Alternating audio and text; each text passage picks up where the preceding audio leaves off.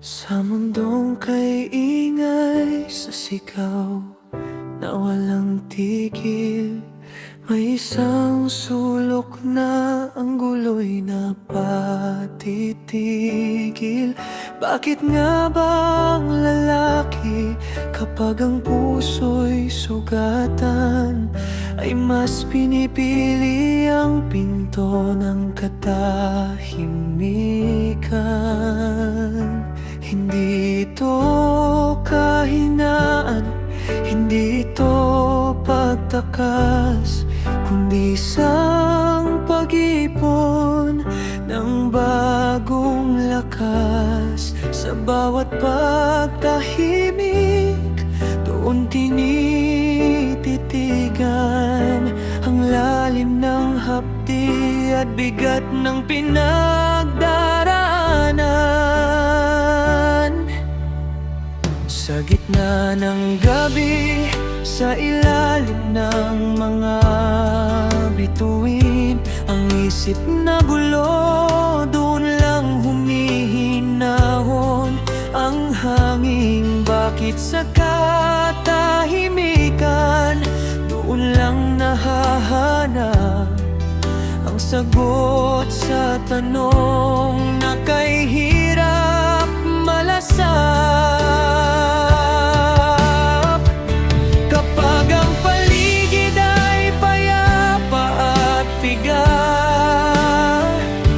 doon bumubulong ang solusyong akala mo'y wala.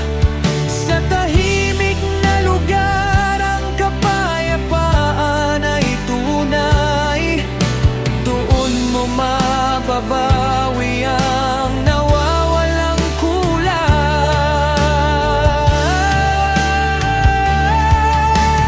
Ang katahimikan ay may sariling tinig na hindi naririnig ng binging daigdig. Doon mo makikilala ang iyong sarili sa pagitan ng hininga at ngiting nananatili. Ang hiwaga ng katahimikan, kuta ng pusong may pinapasan.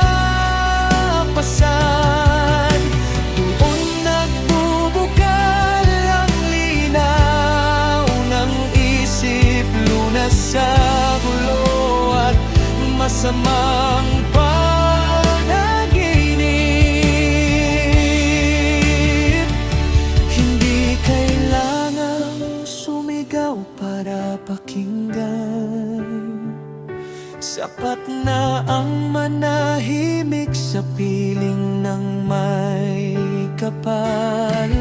Sa katahimikan, doon mo matatagpuan ang tunay na lakas at kapayapaan.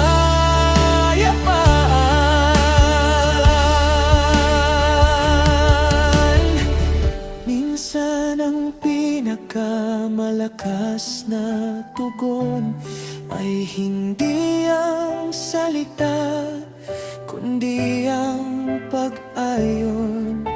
Pag-ayon sa daloy ng tahimik na sandali. Doon ang puot ay dahan-dahang napapawi.